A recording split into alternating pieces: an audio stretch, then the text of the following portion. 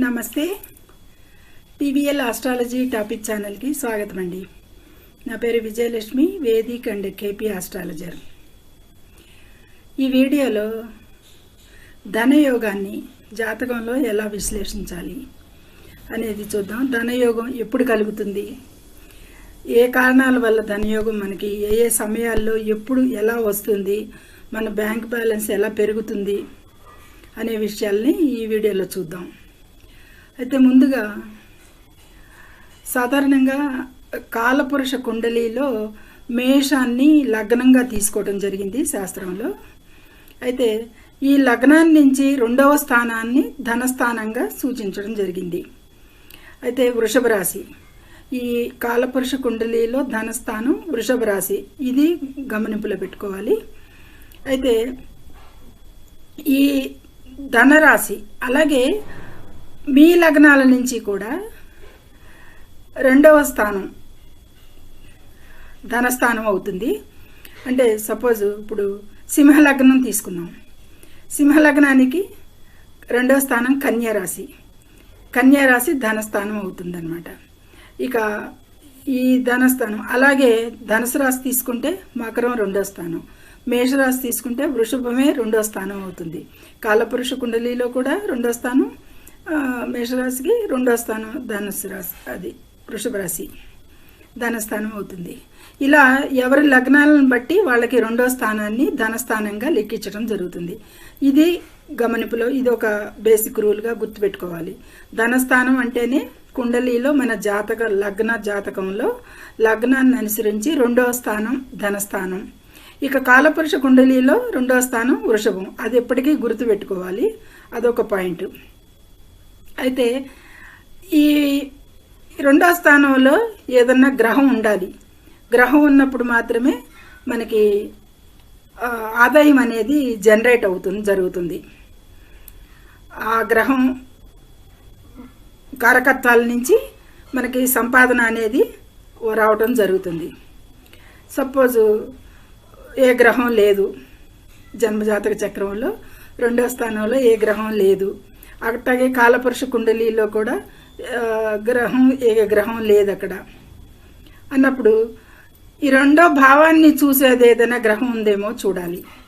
అంటే 2వ భావానికి ఎదురుగుండా ఉండేది 8వ స్థానం.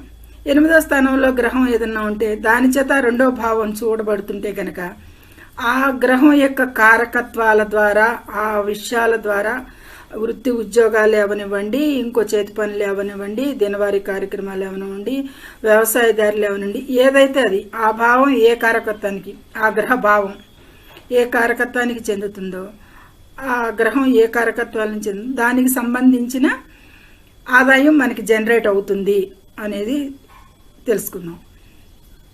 ఇక సమసప్త భావంలో చూస్తుంది కాబట్టి దాన్ని తీసుకోవటం జరుగుతుంది. ఏ గ్రహానికైనా కానీ 7వ దృష్టి అనేది అన్ని గ్రహాలకి ఉన్నట్టు ఇక్కడ కూడా అన్ని గ్రహాలకి ఉన్నట్టే ఉంటుంది. అయితే 8వ స్థానంలో కూడా ఏ గ్రహం లేదు. అప్పుడు అంటే మాకు ధనయోగం లేదా, ధనం వచ్చేది రాదా అనే డౌట్ వస్తుంది. అలా కాదు, ఏ గ్రహం లేకుండా ఉంటే ఆ గ్రహం ఆ భావాధిపతి ఎక్కడ కూర్చున్నాడో అది ఎన్నో భావం అయింది, ఆ భావ కారకత్వాల ద్వారా కూడా మనకి ఇన్కమ్ జనరేట్ అయ్యేది ఉంటుంది. అయితే ఒకటిలో గ్రహం అన్నా ఉండాలి, లేదా కాలపురుష కుండలిలో గ్రహం అన్నా ఉండాలి, లేదా మన 2వ స్థానాన్ని ఏ గ్రహం అన్నా చూస్తూన్నా ఉండాలి, లేదా మన 2వ స్థానంలో ఉన్న గ్రహం ఆపోజిట్ స్థానాన్ని అంటే 8వ స్థానాన్ని చూసినప్పుడు ఆ భావ కారకత్వాల ద్వారా కూడా మనకి ఇన్కమ్ జనరేట్ అయ్యేది ఉంటుంది అనేది చెప్పచ్చు. ఇక దృష్టిలు, ప్రత్యేక దృష్టిలు అనేవి ఉంటాయి గ్రహానికి. అంటే 2వ స్థానంలో ఉన్న గ్రహానికి ప్రత్యేక దృష్టిలు కొన్ని గ్రహాలకి ఇవ్వటం జరిగింది. గురువు ఉన్నాడు, 5, 9 ప్రత్యేక దృష్టిలు గురువుకి. కుజుడికి 4, 8వ స్థానాలు ప్రత్యేక దృష్టిలు ఉంటాయి. అలాగే శనికి 3వ దృష్టి, 10వ దృష్టి కూడా ఉంటుంది. అలాగే సింహలగ్నానికి తీసుకుంటే శని 2వ స్థానం కన్యారాశి, బుధుడు 11వ స్థానంలో స్థితి పొంది ఉన్నాడు. అక్కడ గురువు 5వ స్థానంలో ఉన్నాడు. 5 నుంచి 11వ స్థానాన్ని ధనాధిపతిని గురువు చూస్తున్నాడు. ఇక్కడ ఇంకొక విషయం ఏంటంటే, ధనస్థానాన్ని కాలపురుష కుండలిలో 2వ స్థానం వృషభాన్ని ఎలా ఇవ్వటం జరిగిందో అలాగే ధనానికి కారకుణ్ణి కూడా గురువుని చేశారు మన శాస్త్రంలో. గురువు అనేవాడు ధనకారకుడు. తన దృష్టితో ఎక్కడి నుంచి చూసినా కానీ 2వ స్థానాన్ని కానీ 2వ స్థానంలో ఉన్న గ్రహాన్ని కానీ చూస్తే ధనం అలా ఆకారకత్వం ద్వారా కూడా జనరేట్ అవుతుంది అనేది, లోటు లేకుండా జనరేట్ అవుతుంది అనేది చెప్పచ్చు. ఇక శనికి 3 దృష్టిలు ఉంటాయి, అలాగే కుజుడికి 3 దృష్టిలు ఉంటాయి, 2 దృష్టిలు ఉంటాయి, గురువుకి 2 దృష్టిలు. ఈ గ్రహాలు ఏ స్థితిలో ఎక్కడ కూర్చున్నా కానీ వాటి దృష్టిలు గనక 2వ భావం మీద పడితే కంపల్సరీగా ఆ భావాలు యాక్టివేట్ అయ్యి ఆ భావకారకత్వాల ద్వారా మనకి ఇన్కమ్ అనేది రావటం జరుగుతుంది. అది అలా జరుగుతుంది. అయితే సపోజు ఇక్కడ రాహుకేతువులు కూడా దృష్టిలు ఉంటాయి. కొన్ని ప్రాంతాల్లో, కొన్ని నార్త్ సైడ్ కానీ కొన్ని ఈ పద్ధతుల ద్వారా ఉపయోగించేవాళ్ళు రాహుకేతువుల్ని తీసుకోపోవచ్చు. కొంతమంది తీసుకుంటాం అనేది జరగదు అనేది మనం నేర్చుకుంటూ ఉంటాము. అయితే రాహుకేతువులు కూడా దృష్టిలు ఉంటాయి, 5, 9.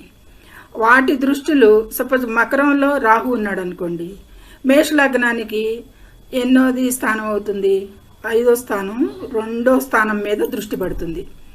అప్పుడు కోణస్థాన ఏర్పడుతుంది, కోణస్థాన స్థితి ఏర్పడుతుంది రాహుకి. అప్పుడు రాహు దృష్టి వలన కూడా అక్కడ రాహు కారకత్వాల ద్వారా కూడా అక్కడ ఇన్కమ్ జనరేట్ అవుతానికి యాక్టివేట్ అవుతుంది ధనస్థానం అనేది చెప్పచ్చు. ఇదే కాదు, ఇక్కడ లగ్నంలోను రాశిలోను 2nd భావంలోనూ ఏ గ్రహం లేదు, ఆపోజిట్ హౌస్లో 8th హౌస్లో కూడా ఏ గ్రహం లేదు అన్నప్పుడు ఏం చేయాలంటే, మన ధనస్థానం నుండి మన లగ్నం నుండి ధనస్థానం నుండి కాలపురుష కుండలిలో వృషభ రాశి ఎన్నో భావం అయిందో చూడాలి. ఆ భావానికి సంబంధించిన కారకత్వాలలో ఆ భావానికి సంబంధించిన కారకత్వాల విషయాలకి అప్పుడు జనరేట్ అవుతుంది జరుగుతుంది. ఇదంతా బాగానే ఉందండి, అసలు ఎప్పుడు వస్తుంది, అలా జనరేట్ అవుతుంది, ఇలా జనరేట్ అవుతుంది, ఇప్పుడు జనరేట్ అవుతుంది, ఈ కారణాల వల్ల జనరేట్ అవుతుంది అంటారు. ఎప్పుడు ఎలా జనరేట్ అవుతుంది అంటే, ఆ భావకారకత్వాలలో ఏ గ్రహం అయితే ధనస్థానానికి లింక్ ఉంటుందో, ఇప్పుడు చెప్పిన 3 విషయాల్లోనూ కూడా ఆ టైంలో ఆ గ్రహం యొక్క దశ అంతర్దశలు జరిగినప్పుడు ఖచ్చితంగా ఇన్కమ్ అనేది, సోర్స్ ఆఫ్ ఇన్కమ్ అనేది జనరేట్ అవుతుంది, మన బ్యాంక్ బ్యాలెన్స్లో పడుతుంది. అది నో డౌట్ దానికి. ఇక ఈ 3 విధాలుగా ఇంకొకటి, మన 2nd స్థానాధిపతి ధనస్థానాధిపతి ఎక్కడ కూర్చున్నాడో కూడా చూడాలి. ఏ భావంలో కూర్చున్నాడు, ఆ భావకారకత్వాల ద్వారా కూడా మనకి ఇన్కమ్ వస్తుంది, సోర్స్ ఆఫ్ ఇన్కమ్. ఒక్కొక్కరికి ఒక్కొక్క లగ్నంలో 1 కన్నా మించి ఎక్కువ గ్రహాలు ఉండొచ్చు, ఉంటాయి కూడాను. అలాంటప్పుడు మనకి ఏ గ్రహం ద్వారా మనకి ఏ కారకత్వం ద్వారా మనకు వస్తుంది ఇన్కమ్ అనేది చెప్పాలి. అంటే సపోజు గురువే ఉన్నాడు, గురువు 2లో ఉన్నాడు, గురువు కారకత్వాల ద్వారా చెప్పాలి అంటే కనుక గురు లగ్నాలు మన లగ్నానికి డిగ్రీలకి దగ్గరగా గురు డిగ్రీలు మన లగ్నానికి దగ్గరగా ఉన్న డిగ్రీల్లో ఉన్న, అంటే సపోజు 15 డిగ్రీల్లో గురువు స్థితి పొంది ఉన్నాడు అనుకోండి, ఆ 15కి ఇటు బ్యాక్ సైడ్ 3 డిగ్రీలు లేదా అప్పర్ సైడ్ 3 డిగ్రీలు, ఇటు 12 డిగ్రీల దగ్గర కానీ అటు 17 డిగ్రీల దగ్గర కానీ, ఇటు 3 అటు 3, అంటే క్లోజ్ ఇది ఆస్పెక్ట్లో డిగ్రీలు లగ్నానికి దగ్గరగా ఉన్నప్పుడు ఏమవుతుందంటే, అప్పుడు ఆ గ్రహం ముందు యాక్టివేట్ అయ్యి ఆ దశలు జరుగుతుంటే కనుక ఖచ్చితంగా 100% అక్కడ ధన సంపాదన అనేది జనరేట్ అవుతుంది. అలాగే అసెండింగ్ ఆర్డర్లో అంటే తర్వాత ఏ భావం ఏ గ్రహం ఉంది, ఎన్ని డిగ్రీల్లో ఉంది, ఆ తర్వాత ఇంకో ఎన్ని డిగ్రీ, అలా 4 గ్రహాలు ఉన్నా కూడా అది ఇవన్నీ ఉన్నాయండి, దశలు ఉన్నాయి, అన్ని దశలు వెళ్ళిపోయినాయి, మాకు ఇంకా ఇన్కమ్ జనరేట్ కావట్లేదు అంటే కనుక ఈ సెకండ్ భావాధిపతి ఎవరితో కూర్చున్నాడు, ఎవరితో లింక్ పెట్టుకున్నాడు, ఏ భావాధిపతితో జాయింట్లో యుతిలో ఉన్నాడు అనేది కూడా చూడాలి. సపోజ్ సింహలగ్నానికి సింహలగ్నం ఉంది, సింహలగ్నానికి ధనాధిపతి బుధుడు, బుధుడు 11లో మిథునంలో కూర్చున్నాడు. సింహ లగ్నాధిపతి రవి కూడా లగ్నంలో ఉన్నాడు. ధనకారకుడు కాలపురుష కుండలిలో ధనకారకుడు గురువు ధనుసు రాశిలో ఉండటం జరిగింది. అక్కడ 7th ఆస్పెక్ట్లో ధనకారకుడిని చూస్తున్నాడు, లగ్నాధిపతిని కూడా చూస్తున్నాడు.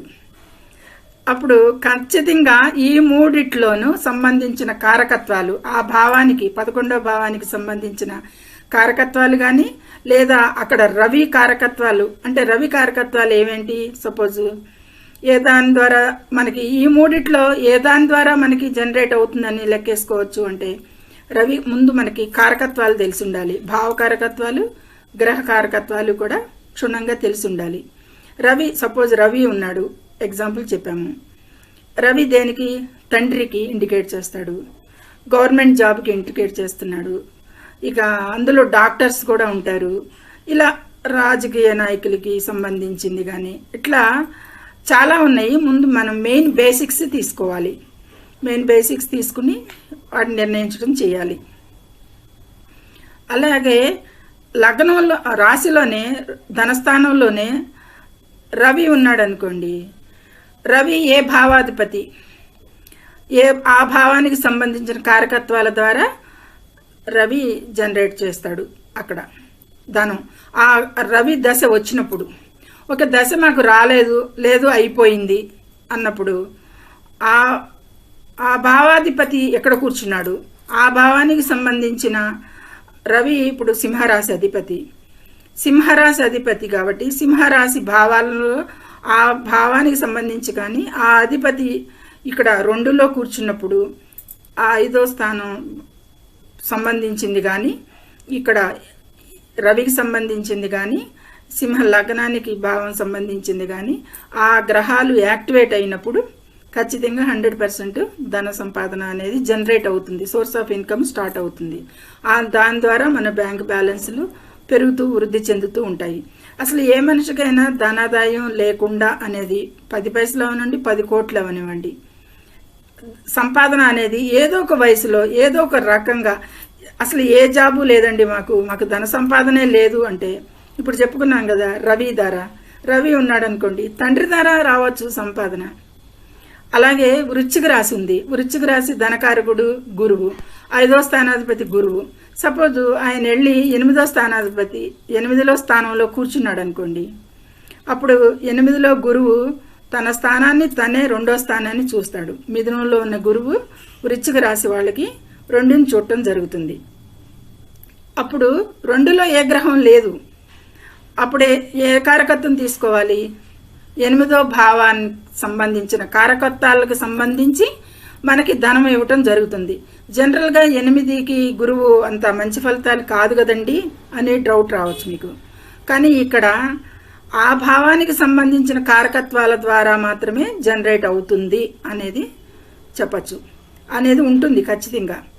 అంటే 8వ భావం అంటే ఆస్ట్రాలజీ వస్తుంది, క్షుద్రశక్తులు వస్తుంది, ఆ తర్వాత రీసెర్చ్ ఉంటుంది, ఇంజనీరింగ్ ఉంటుంది, మళ్ళీ ఇన్సూరెన్స్ ఉంటుంది, వారసత్వపు ఆస్తి ఉంటుంది, అత్తమామల నుంచి సంక్రమించే ఆస్తి ఉంటుంది, లాభాలు ఉంటుంది, ఇలా వాటికి సంబంధించిన ద్వారా ఆకస్మికంగా కూడా రావచ్చు. 8వ స్థానం ఆకస్మిక స్థానం కాబట్టి ఈ ధనస్థానం అనేది మన మీద ఆ భావాల కారణంగా కూడా అక్కడి నుంచి గురువు వృశ్చిక రాశి వాళ్ళకి ధన సంపాదన అనేది ఇవ్వటం జరుగుతుంది.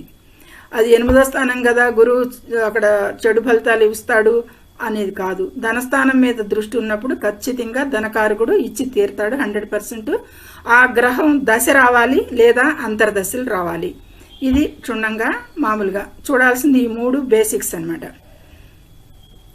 అయితే 4 గ్రహాలు ఉన్నప్పుడు ఏం చేయాలి, 2 గ్రహాలు ఉన్నప్పుడు ఏం చేయాలి అనేది చెప్పుకున్నాము. ఫస్ట్ బేసిక్గా కాలపురుష కుండలిలో 2వ స్థానం వృషభ స్థానాన్ని చూడాలి, దాన్ని దృష్టిలో తీసుకోవాలి. మన లగ్నాన్ని అనుసరించి 2వ స్థానం తీసుకోవాలి. ఆ 2వ స్థానంలో ఏదన్నా గ్రహం ఉండాలి. లేదు ఆ గ్రహం అంటే దాన్ని ఏ గ్రహం అయినా సరే 8వ హౌస్ నుంచి చూస్తున్నాయా అని.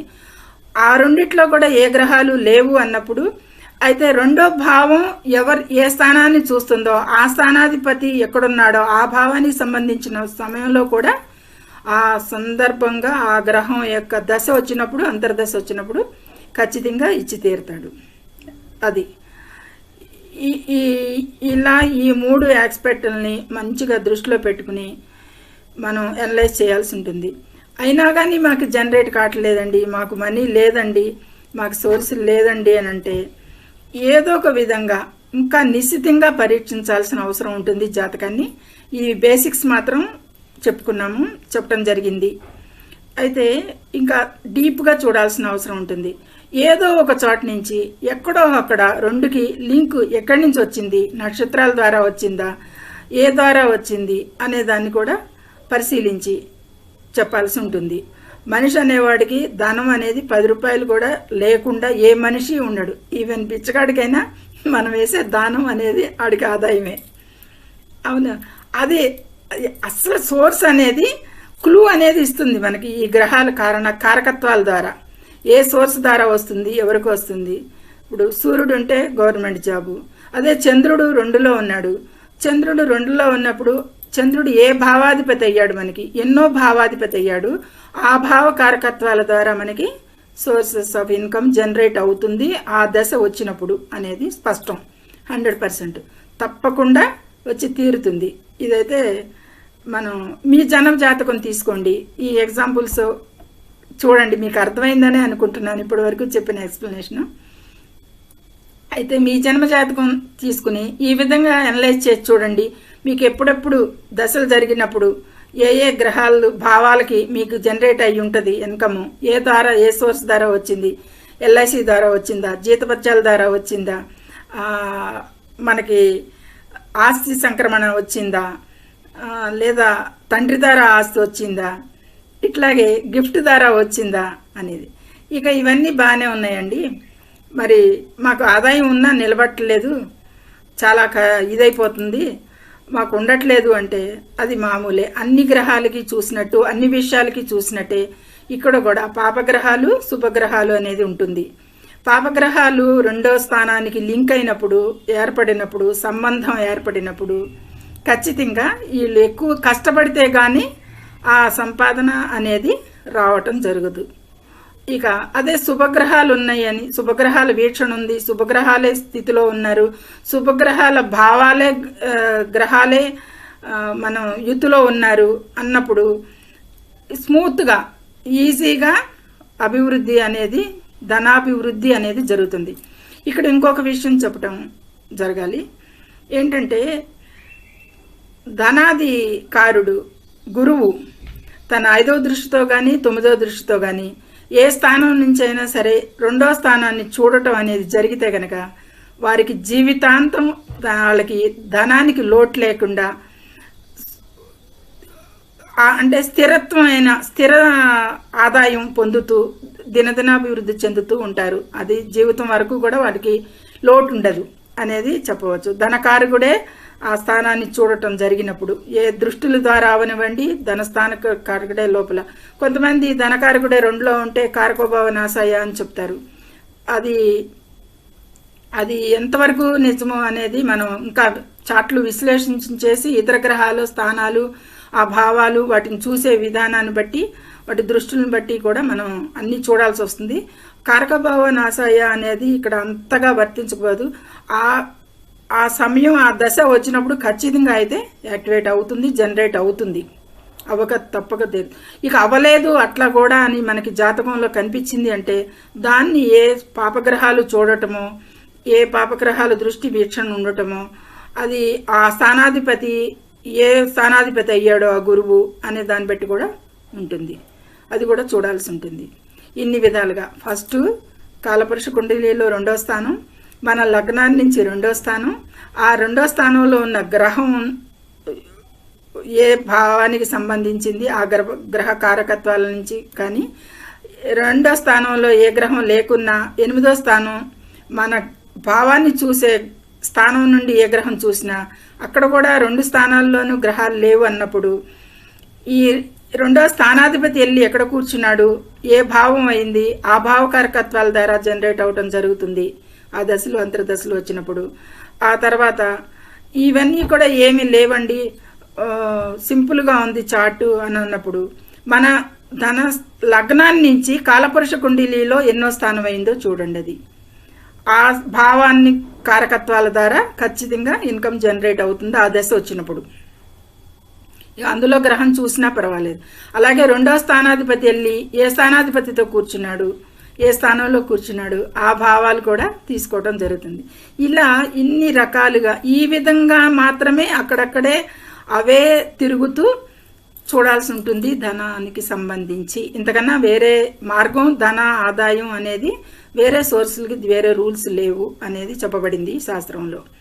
ఇది ఈ విధంగా మీరు చూడండి. మీకు అర్థమైందని అనుకుంటున్నాను. కొంచెం మీకు ఏ విధంగా అర్థమైంది, అర్థం అవ్వలేదు, ఏమైనా డౌట్స్ ఉంటే కామెంట్ చేయగలరు తప్పకుండా. ధన్యవాదములు.